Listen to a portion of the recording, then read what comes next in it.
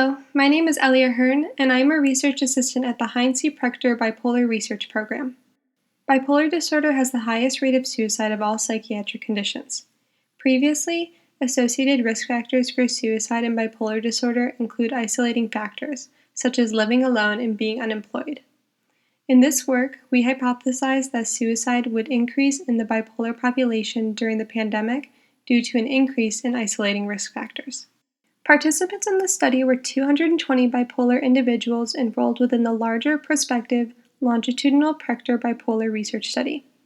This subset of participants completed the Columbia Suicide Survey Rating Scale once between the year of 2018 and before March 1, 2020, which represents the pre-pandemic time period, and then once again between March 1, 2020 and April 20, 2021, representing the pandemic time period.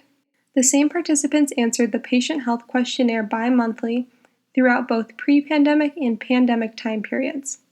Death of participants and their cause were recorded with State of Michigan death certificates. Contrary to our hypothesis, our results show that instances of all types of suicidal ideation decreased in the pandemic time period as compared to the pre-pandemic time period, shown in Figure 1A.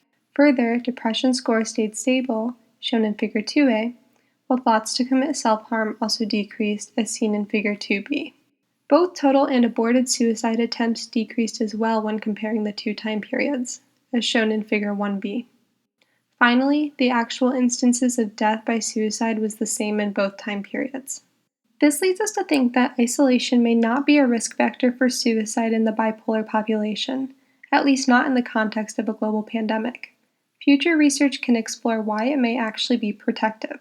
This work was made possible by the Heinz C. Prechter Bipolar Research Program and the Richard Tam Foundation.